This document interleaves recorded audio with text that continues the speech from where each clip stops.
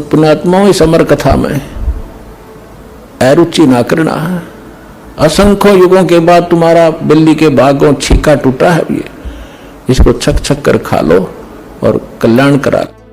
तो इन लोगों ने 2003-4 से संघर्ष शुरू किया था। हमने समाचार पत्रों में सारा विवरण दे दिया, अपनी ऐड दे गए। तो बुद्धिमान व्यक्ति तो समझ जाते थे, लेकिन आम व्यक्ति ये सोचता था कि वो महर्षि दानंद पर उंगली उठा हुआ है, रामपाल पागल है। महर्षि दानंद तो बड़े विद्वान पुरुष थे। एक दंत कथा के आधार से हमने उनको एक सुप्रीम जो है ना विद्वान मान रखा था। अगर ये महर्षि होते तो दास के सिर में दर्द थी कि भाई मैं इनको गलत कहूं, मेरे जैसा नीच नहीं जाए किसी महापुरुष के बारे में गलत शब्द बोला, जुबान कट जानी चाहिए, इतना पाप है इसका। तो ऐसी गलती दास नहीं कर सकता। तो उनके पास तो समाचार पत्रों में उनके कति पोल खोल दी, उनके पास कोई विकल्प नहीं रहा आर्य समाज के आचार्यों के पास।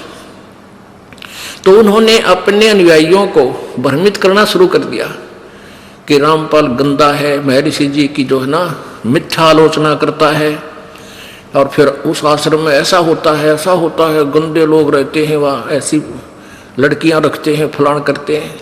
मतलब वो बकवाद गढ़ दी जो कि तो देखी जाना सुनी जा। ऐसी बकवाद समाचार पत्रों में भी छपवा दी दुष्ट आत्माओं ने, लेकिन साच को आंच नहीं होती। अब वो कोर्ट तक नहीं जा सके कि ज्ञान के ऊपर कोई उंगली उठा दे। अगर उनको गलत लगता था मैदान में आते, न्यायालय में जाते, अगर उनको जरा सा भी कोई पॉइंट मिल जाता तो तुरंत जाते वो। लेकिन वह दाल ना गली तो ऐसे बकवाद शुरू कर दी। ऐसे ही सभी संतों के बारे में दास ने 10 वर्ष से कंटिन्यूस करता आ रहा है कि तुम्हारा ज्ञान गलत है, तुम्हारी भक्ति साधना गलत है, तुम शास्त्र विरुद्ध साधना बता रहे हो। और इस परमेश्वर के सार संदेश में एक विशेष सब्जेक्ट, एक विशेष अध्याय बना रखा है जिसमें सबकी कति पृष्ठ वाइज लिख रखा है कि ऐसे ऐसे आपके उस पुस्तक पे ऐसा लिखा है, उस पे ऐसा लिखा है, जो कति वेद विरुद्ध, संत मते के विरुद्ध है। कोई नहीं बोलता, ज्ञान पे नहीं बोलता, और बकवाद ये कितनी कर लो वो बात अलग है। तो क्रोथा कांड करवाने का उद्देश्य था कि रामपाल को जनता तो मरवा दे या स्वयं मार दे जाके, ताकि थारी पोल खुलनी ना खुल जाए। अरे दुष्टो, परमात्मा के बच्चों को तुम अंधा बनाकर रखना चाहते हो, उसी से दूर रखना चाहते हो। जालिम लोगों, तुम्हारा कहाँ ठिकाना होगा। लेकिन अब शिक्षित समाज है, अब देखना क्या होगा। अब वो समय आने वाला है, दुनिया थूक करेगी इन दुष्टों को। अरे निकम्मे, तुमने ऐसा जुल्म किया, हम 10 वर्ष पहले आ जाते शरण में, आज 10 वर्ष बाद आना पड़ा हमने तुम्हारे द्वारा की गई बकवादों को सच्चा मान के। पुण्यात्माओं, एक कथा है, एक बंजारा था, ये पुरानी कथाएं हैं।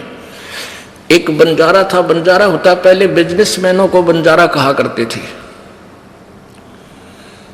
और वो बिजनेस कैसे करते थे, जैसे किसी सेठ साहूकार से पैसे एडवांस ले लिए और फिर किसी दूसरे शहर से जाकर बैलों के ऊपर, बैल होते थे, बैलों के ऊपर गधे की तरह बोरा रखते थे, थैला, उसमें किसी में चावल 10-20 बैलों में चावल, 10-20 बैलों में शक्कर, 10-20 बैलों में खंड, किसी में दाल, न्यू भर के और दूसरे स्थान से दूसरे स्थान पर सेल कर कहा करते। उसमें किसी में लाभ हो जाता, किसी में हानि। यानी ऐसे उनका बिजनेस करते थे बैलों के ऊपर। पहले ट्रांसपोर्ट, ऐसा यही ट्रांसपोर्ट थी पहले। तो बंजारा जो था, उसने एक शहर में एक सेठ से 10-20 हजार रुपये लोन ले रखा था। और उस सेठ का जब उसका समय हो गया, कितने समय के बाद मैं तेरे दे दूंगा, वो नहीं दे सका। उस साहूकार ने काफी दबाव दिया, भाई मेरे पैसे दे, बहुत समय हो गया। उसके पास एक कुत्ता था, बंजारे के पास, बहुत ही वफादार। तो सेठ को उस बंजारे ने उस कुत्ते के गुण बताए कि ऐसे ऐसे ये कुत्ता बहुत ही वफादार है और हम जंगल में रहते, हमारी जरा सी भी चोरी नहीं होने देता, बहुत दूर से बहुत सूझबूझ से शत्रु को काबू कर देता है। तो भी आप ऐसे करो, ये एज ए, हाँ उसने वो कुत्ता कहने लगे, वो कुछ पैसे मांगे सेठ थे, तो सेठ बोला भाई मुझे कुछ थोड़ी बहुत धरोहर दे, कुछ आभूषण दे ताकि मैं तुझे पैसे दे सकूं। तब उसने उस कुत्ते के गुण गिनवाए कि मेरे पास ये कुत्ता सबसे जो है वैल्यूएबल है, ये सबसे कीमती वस्तु है मेरी, और आप इसको गिरवी रख लो और मुझे 20,000 रुपये दान दे दो। पहले 20,000 था, 20 लाख के बराबर थे। तो सेठ ने सोचा भाई ठीक है, कुत्ता रखवाली भी करेगा, बढ़िया, बताओ बंजारे कुत्ते बहुत अच्छे होते हैं। वो ले गया। अब वो ले गया तो क्या हुआ, एक दिन सेठ के घर पर चोर आ गए, चोर के डाकू आ गए और बंदूक, तीर, गोली ले रखी बंदूकें। अब कुत्ता बैठा था, उसने सोचा यदि तू शोर करेगा तुझे भी मारेगा और तेरे मालिक ने भी मारेंगे ये पैसे जिसके पास वो रखवाला रह रहा था। तो कुत्ता बोला नहीं, सोने का बहाना कर दिया। अब वो डाकू थे, पैसा काफी उठा के बहुत सारा पैसा लेकर चल पड़े। अब कुत्ता दूर से देखता रहा उनको, उसके पीछे पीछे चलता रहा। उन्होंने जाकर के एक वृक्ष के नीचे गड्ढा खोद कर उसमें दाब दिया, क्योंकि सूर्य उदय होने वाला था, और वहां खूब ऐसे ही सूखा रेत डाल के ऐसा कर दिया जैसे यहां कुछ नहीं दाब रखा। उस स्थान को देखकर कुत्ता वापस आ गया। उधर से सेठ और वहां के लोग जागे, देखा कि बड़ा नुकसान हो गया सेठ का, तो कई लाख रुपए का नुकसान हो गया। सोना चांदी गहने पैसे बहुत ले गए लोग। तो बहुत हाहाकार मची, बहुत दुखी हो गए। और वो कुत्ता क्या करे, सेठ के धोती पकड़े और इधर चलने की तैयारी करे। अब सेठ ने सोचा ये लाड करे है तेरे ते, उसकी ओर ध्यान नहीं दे, उधर से दुखी गना। तो एक बुद्धिमान व्यक्ति ने कहा इस कुत्ते की देखो ये क्या कहना चाहे। वो धोती पकड़कर आगे को चल पड़ा। तो वो सेठ बोले वो चालो तुम इसके पीछे पीछे। वो समझ गया तो आगे आगे चल गया। उसने जाकर के वो स्थान वहां खोदना शुरू किया पंजों से। तो बुद्धिमान लोगों ने वो खोदा तो सारा धन पा गया। अब वो सेठ बड़ा खुशी हुआ, अब भाई कमाल कर दिया। उस बंजारे ने जैसी महिमा बताई थी इस कुत्ते की, भाई ये तो वैसा ही मिला। आज मेरे को बहुत लाभ, कई लाख रुपए का नुकसान मेरा बचा दिया। तो उसने क्या किया, एक चिट्ठी बना दी बंजारे के नाम, उस पर लिख दिया कि भी तेरे कुत्ते ने आज मेरे को कई लाख रुपए का फायदा कर दिया, और मैं तेरा 20,000 रुपए का जो कर्ज भी माफ करता हूं और तेरे कुत्ते को भी वापस देता हूं। और वो लिखकर सारा उसके गले में चिट्ठी बांध दी और कुत्ते को भेज दिया। कुत्ता समझ गया। वो जब बंजारे के पास आया तो उसने दूर से देखा कि कुत्ता आ गया। और पहले व्यक्ति अपने कारोबार में जुबान के पक्के हुआ करते हैं, और जुबान के पक्के होते थे तभी उनके सौदे आगे चलते रहते थे, उधार मिलता था। तो उस बंजारे ने सोचा ये कुत्ता आज मेरी बेइज्जती करा दी इसने, और धोखा देकर उस सेठ को छोड़कर आ गया। और वो क्या सोचेगा कि उस बंजारे की सूझबूझ की चाल थी, इस कुत्ते को समझा के भेज रखा था, तू बाज जाइए, इसने तो मेरी नाक काट दी। आओ देखा ना ताओ देखा, निकट से जब आ लिया तो उसके उठा के गोली मार दी, वो कुत्ता मार दिया। अब उस कुत्ते में उसका प्रेम बहुत था, मार भी दिया, लेकिन फिर उसके गले से निकट जाकर चिपट कर रोने लगा। उसके हाथ में वह पर्ची आ गई। उसमें जब उसको पढ़ा, अगर तेरा गजब हो तने तो गलत मार दिया, इसके गले में आप चिट्ठी तो पढ़ लेनी चाहिए थी, बाद में क्यों मैं दंड देता। तो पुण्यात्माओं, प्रथम तो ये है कि परमात्मा जिसके साथ होता है उसका कोई कुछ बिगाड़ नहीं सकता, और कोई दुर्बुद्धि व्यक्ति यहाँ तक कोशिश भी कर जाता तो ऐसे रोते जैसे बंजारा रोया था कुत्ते ने मार के, टक्कर मार मार कर रो रहा है वो बंजारा उनके वृक्षों के कि मैं जालिम आदमी हूँ। ऐसे नेक प्राणी को मैंने बगैर सोचे समझे ऐसा कर दिया। तो ये दास, ये समाज ये देख लिए दास के चिट्ठी लेकर है परमात्मा की, ये सदग्रंथ सारे खोल कर परमात्मा के, और इन सदग्रंथों में नोट कर रखे। गहरी नजर गीता में, गीता जी का पुनर्अनुवाद पढ़ कर देखो। कई ये कहते हैं ये नकली, ये आचार्य, ये झूठे कपटी दुनिया को भ्रमित करने के लिए यूं कहे भाई रामपाल को संस्कृत ना आती, वो के अनुवाद करेगा गीता जी का। तो हमारे भक्त एक बोला, अरे कमाल की बात है, देखना तो ये है संस्कृत नहीं आती अनुवाद कर दिया, इसी को तो करिश्मा कहते हैं, देख पढ़ के और बताओ इसमें कोई त्रुटि है तो तुम आचार्य बने फिरो थे। अब परमेश्वर कबीर जी को भी यही कहा करते, ये तो भाई कि ये तो अशिक्षित है, ये अक्षर ज्ञान नहीं जानता संस्कृत के बारे में, ये के जाने वेदों और गीता पुराणे के बारे में। आज परमेश्वर ने 600 वर्ष पहले जो परमेश्वर कबीर जी ने जो वेदों और गीता और पुराणों का ज्ञान दिया था, आज वो सब वेदों और गीता और पुराणों से मेल खाता है। और इन नकलियों ने जो हमें दंत कथा सुनाई थी वो सारा वेद विरुद्ध और पुराणों के विरुद्ध और गीता जी के विपरीत ज्ञान दे रखा था।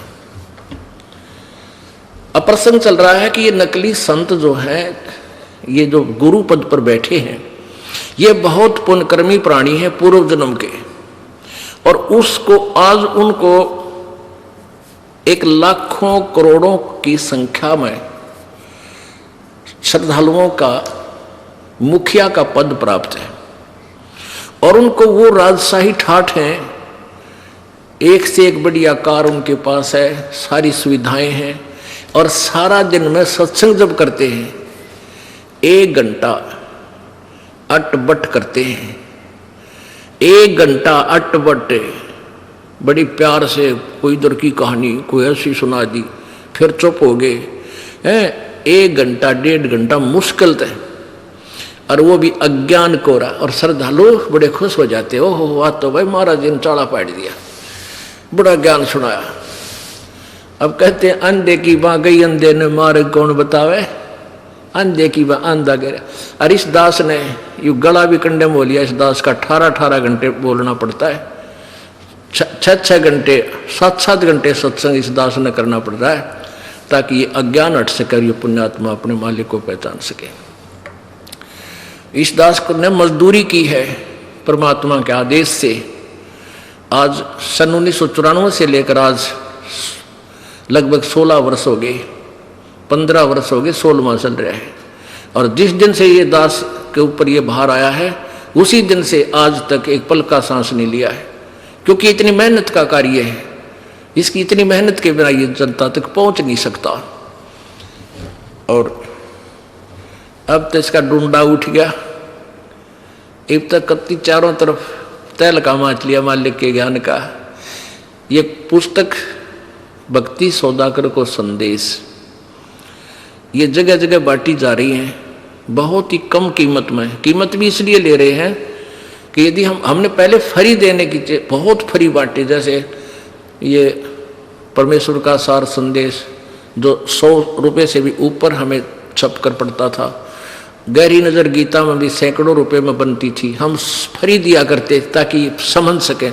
लेकिन इतने ढीठ हो गए हम, फ्री की कोई वस्तु मिल जाए उसने कतई नहीं पढ़ना, ये पल्ला गांठ ला रखी है, और 10 रुपये खर्च हो जाए जरूर पड़ेगा ना, ये तो खर्च करेगा नहीं, करेगा तो पड़ेगा। तो हमने फिर यही देखा कि हमें 20, 25, 30 रुपये में जो पुस्तक पढ़ रही है उसके हमने 10 रुपये लेने शुरू किए। अब उसका इतना बेस्ट रिजल्ट आया है कि जो भी 10 रुपये खर्चा है पुण्यात्मा जरूर पड़ेगा। एक आधा नहीं पढ़ा तो उसका कोई बच्चा पढ़ लेता है, उसको समय नहीं मिलता है। और कोई और रिश्तेदार पढ़ लेता है, तो वो अब उस ज्ञान को समझ कर बिल्कुल क्लियर होकर आते हैं। हम पूछते हैं भाई कैसे कृपा हुई परमात्मा की आपके ऊपर यहाँ आने में, कैसे आए? कहेंगे जी आपकी वो पुस्तक पढ़ी भक्ति सौदागर को संदेश, कैसा ज्ञान लगा? हो ज्ञान क्या बस कमाल कर रखा है। हो हम 20 वर्ष राधा स्वामी पंथ में थे, कोई काम 30 वर्ष तक वंडले डोए, कुछ भी नहीं था वहाँ पर। कोई धन धन सतगुरु न रो रहा है कि तक कोई है उस हंसा देश वाला न रोआ है कि देख खो दिया जीवन हमारा, कुछ भी नहीं था उनके पास। तो ये जो जितने लेट आवेंगे उतने पछतावेंगे और कोसेंगे उन दुष्टों को जिन्होंने इस दास के ऊपर इतने झूठे आरोप लगा दिए कि उन भोली आत्माओं को हमसे कोसों दूर कर दिया जिन्होंने ये लाभ उठाना था भगवान का। लेकिन ऐसी बात नहीं है, परमात्मा कच्चे नहीं है, अपने बच्चों को फिर ग्रहण करेंगे, कोई तरीका अपनाएंगे और बहुत ही स्पीड से परमात्मा का ज्ञान पूरे विश्व में विस्फोट की तरह होगा और पूरा विश्व अचंभित हो जाएगा कि ऐसा ज्ञान और ऐसी साधना की तो देखी ना सुनी जो हमारे सदग्रंथों में विद्यमान है। तो इस तरह ये पूरा विश्व में मानव कल्याण भी होगा और आत्मा का उद्धार भी होगा। अब प्रसंग चल रहा था कि जैसे ये जो पुण्यकर्मी प्राणी हैं ये गुरुपद प्राप्त हैं, इनके पिछले संस्कार हैं। यदि ये गुरुपद पर ना आकर राजनीति में आ जाते तो ये अच्छे मंत्री या मुख्यमंत्री की पद भी प्राप्त कर लेते, क्योंकि इनके पुण्य हैं अच्छे। इनको दिशा दूसरी मिल गई तो वहां भी राजसी ठाठ हैं, करोड़ों की संख्या में उनके अनुयायी हैं, झंडे ठाए फरे, जय जयकार करें हैं और वो पूरे राजा की तरह रहते हैं। तो उनके पिछले पुण्य हैं और जब ये पुण्य समाप्त हो जाएंगे फिर इनकी गेला वह दुर्गति होगी या ठाई जाना दरीजा। अब कैसे हुई प्रमाण देता है दास कि राधा स्वामी पंथ के मुखिया प्रमुख यानी सुप्रीमो, जहां से ये प्रवर्तक, जहां से ये पंथ का उत्थान हुआ है, यानी राधा स्वामी पंथ के प्रवर्तक, पंथ प्रवर्तक श्री शिवदयाल जी की के दुर्गति हुई और उनको कैसा ज्ञान था वो आपको आपके समक्ष रूबरू कराते हैं। अब ये है नकली और असली नोट आपके सामने करना। दास अपनी तरफ से कुछ नहीं कहता, ना कोई मिलावट करता, ना किसी की आलोचना करने की हिम्मत रखता। केवल शिक्षा का समय है, शिक्षित समाज है, नकली और असली नोट आपके सामने रख देगा, आप देख लोगे और बच जाओगे, बच जाओगे। इस अनमोल जीवन को बर्बाद करने से बच जाओगे। अब ये पंथ जो है धन धन सतगुरु राधा स्वामी पंथ, ये राधा स्वामी पंथ से निकला हुआ है। धन धन सतगुरु तेरा ही आसरा, सच्चा सौदा, सिरसा और जगमाल वाली बात। अब शिवदयाल जी इनके मुखिया हैं। अब शिवदयाल जी के ज्ञान से आपको परिचित करा देंगे तो अंडरस्टूड हो जाएगा, एक कुएं का जल है वहां से लेकर वहां तक, कोई अंतर नहीं। अब ये क्या कहते हैं कि हम ये राधा स्वामी पंथ और धन धन सतगुरु पंथ, ये कहते हैं हम वेद और गीता को नहीं मानते। विशेषकर ये खासकर कहते हैं, कहते वो भी तो किसी ने लिखे हैं, व्यास जी भी तो इंसान थे, व्यास जी ने लिखे और हमारे गुरु जी ने जो ज्ञान दिया है ये वेदों और गीता से ऊंचा ज्ञान है, फिर हमने क्या जरूरत है वेद और गीता पढ़ने की, हम तो अपने सतगुरु के वचन पढ़ते हैं। अब वो सतगुरु के वचन दिखाता हूं आपको, ये बोल देखियो उनके महापुरुषों के, ये देख ये सारवचन वार्तिक, सारवचन वार्तिक, सारवचन राधा स्वामी वार्तिक, हजूर स्वामी जी महाराज, राधा स्वामी सत्संग व्यास। ये कहाँ से छपा है? प्रकाशक हैं जगदीश चंद्र सेठी, सेक्रेटरी राधा स्वामी सत्संग व्यास, डेरा बाबा जयमल सिंह, राधा स्वामी 1961-2003, राधा स्वामी सत्संग व्यास, सर्वाधिकार सुरक्षित है, पहला संस्करण 1961 में। 1961 में ये पहला संस्करण छपा है। आप देखो ये भूमिका है, सारवचन राधा स्वामी वार्तिक हजूर स्वामी जी महाराज के प्रवचनों का संग्रह है। ये वचन सत्संगों तथा अन्य चर्चाओं के दौरान सत्संगियों ने नोट किए थे। स्वामी जी महाराज के परम धाम देखिए दिखाऊंगा इसका परम धाम की अच्छी है। फिर परम धाम सिधारने के कुछ वर्ष बाद इनका संग्रह करके पुस्तक के रूप में छपवाया गया था। सन 1902 में बाबा जयमल सिंह जी महाराज ने सारवचन राधा स्वामी वार्तिक को पहली बार गुरमुखी लिपि में छपवाया। यानी 1902 से चल रहे हैं ये वचन, 108 वर्ष हो गए, पहली बार छपवाया। इसका स्पष्ट किया है कि ये स्वामी हजूर शिवदयाल जी ने अपने मुखारविंद से बोले वो वचन इन्होंने नोट करके इसमें छपवाए। और उनके गीता जी की तरह स्वामी जी महाराज का शुभ नाम सेठ शिवदयाल सिंह जी था। आपने 25 अगस्त 1818 में आगरा शहर में जन्म लिया। आपके पिताजी का नाम सेठ दिलवाली सिंह जी था, माता जी का नाम महामाया जी था। आपके पूर्वज पंजाब के रहने वाले थे तथा घर में गुरु ग्रंथ साहिब का पाठ किया जाता था।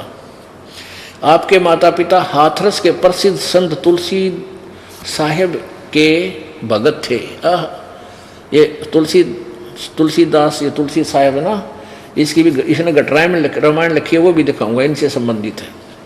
स्वामी जी महाराज ने भी तुलसी साहिब की काफ़ी संगति की थी। यानी शिवदयाल जी के माता पिता इस तुलसी साहब के शिष्य थे, हाथरस वाले के।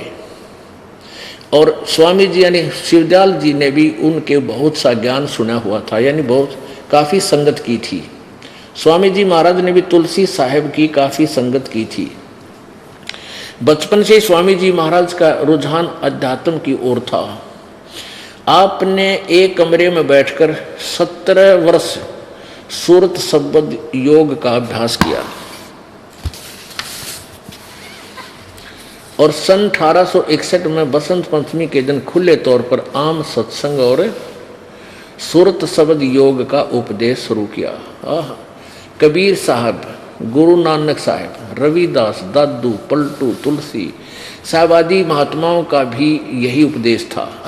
देखे पीतल को इस सोने से ये सोना है इनकी वाणी और इस तो जोड़ रहे हैं ने बोले ये नवी उपदेश ये नाम दिया था।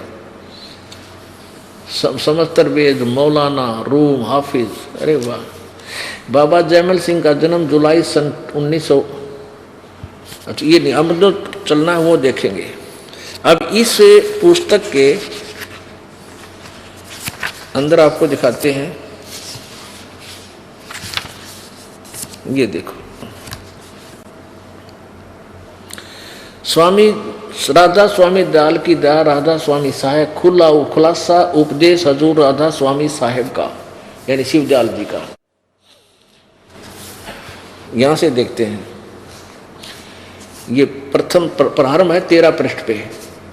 सिर्फ काम इतना है कि इंसान यानी मनुष्य अपनी सूरत यानी रूह को उसके खजाने और निकास यानी मुकाम सतनाम और राधा स्वामी, सतनाम और राधा स्वामी में यहां मुकाम बोला है, मुकाम पहुंचावे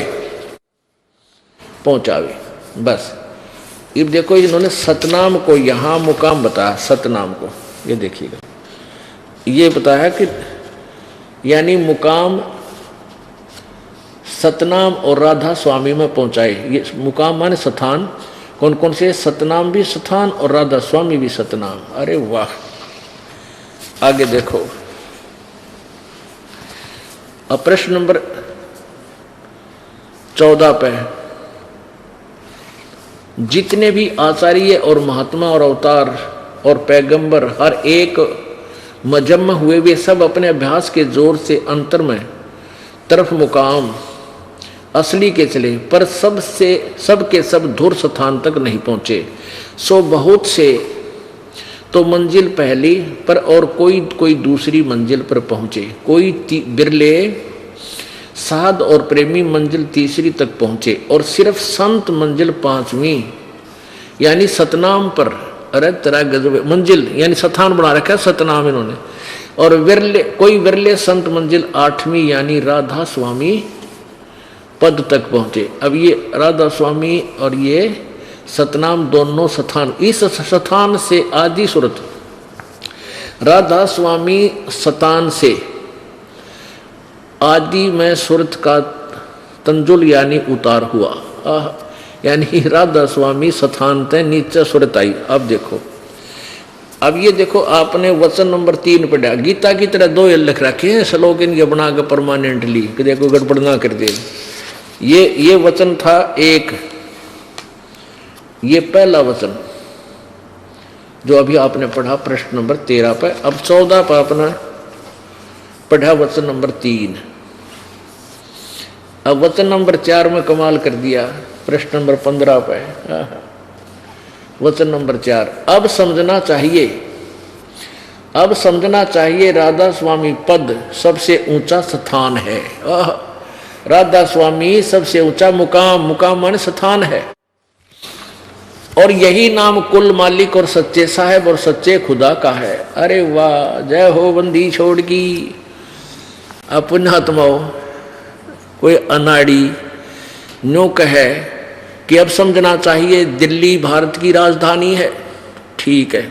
और फिर कोई यूं कहे कि प्रधानमंत्री भी दिल्ली ही है, दिल्ली ही प्रधानमंत्री है, तो कितना तो समझदार होगा, उसको उसका ज्ञान कैसा होगा उस बौद्ध का। तो ये सतिथि है इन अजूर स्वामी महाराज जी की। ये देखो,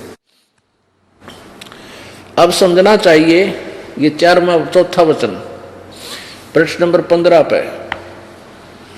अब समझना चाहिए कि राधा स्वामी पद सबसे ऊंचा मुकाम है यानी स्थान है, और यही नाम कुल मालिक यानी राधा स्वामी स्थान भी है, और ये सच्चे मालिक और सच्चे साहब का, सच्चे खुदा का नाम भी है।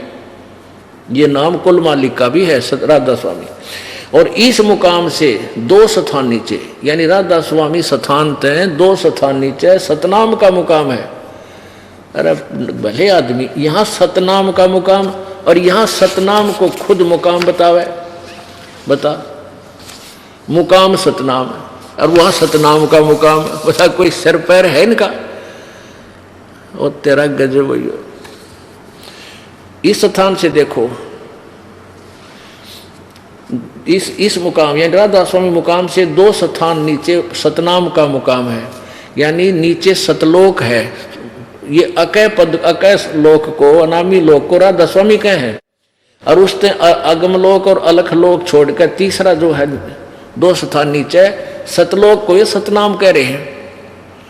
अच्छा आगे देखो नीचे, और है सतनाम का मुकाम जिसको संतों ने सतलोक, सतनाम को सतलोक, सचखंड और सार शब्द और सतशब्द और सतनाम और सतपुरुष करके बयान किया है।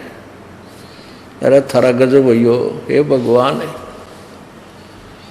ये है परम धनी के वचन इनके राधा स्वामी श्री शिवदयाल जी हजूर साहब के शरण पैर इसका गीत है। जो कहे सतनाम को सतलोक, इसी को सतलोक, सचखंड, सार शब्द, सत शब्द और सतनाम सतपुरुष करके बयान किया है। अब किसी ने जिंदगी में कार देखी नहीं, ना तो सुन रखा है, और ना पेट्रोल देखा, ना ड्राइवर का बेरा, वो कित बैठ कर चलाया करेगा, कार होती कैसी है, कहाँ चलती है, सड़क भी सुन रखी है। और उससे कोई पूछता है जंगली से कि कार, तू कहता मैं कार में घूम के आता हूं, तो बताओ कार कैसी है, किसको कहते हैं कार, और सड़क किसको कहते हैं, पेट्रोल किसे कहते हैं। कोई पूछे उस जंगली तय जंगल में जो झूठ बोलता है बगैर देखी सुनी सुनाई कह रहा है, तो वो क्या उत्तर देता है कि पेट्रोल किसे कहते हैं, कार को ही पेट्रोल कहते हैं। ड्राइवर किसे कहते हैं, ड्राइवर, कार को भी ड्राइवर को भी कार ही कहते हैं, कार को ही ड्राइवर कहते हैं। तो ऐसी थ्योरी है शिवदयाल जी की कि सतनाम को सचखंड, सतलोक, सचखंड सतलोक 2 हो गए, सचखंड सतलोक और सार शब्द सार नाम, सतनाम और सतपुरुष, सतपुरुष करके बयान किया है। सतपुरुष भी यही है, सतलोक भी यही है। कौन? सतनाम। और सार नाम भी यही है और सार शब्द भी यही है और ये स्थान भी यही है, मुकाम भी यही है। ये तो बोल हैं इनके परम दड़ी के। और अधिक जानकारी वसंत रामपाल जी महाराज जी से निशुल्क नाम दीक्षा प्राप्त करने के लिए संपर्क करें। हमारे संपर्क सूत्र हैं 8222880541 8222880542। आप नीचे स्क्रीन पर दिए गए हमारे अन्य नंबरों पर भी संपर्क कर सकते हैं। विजिट करें हमारी वेबसाइट पर। हमारी वेबसाइट है www.jagatgururampalji.org।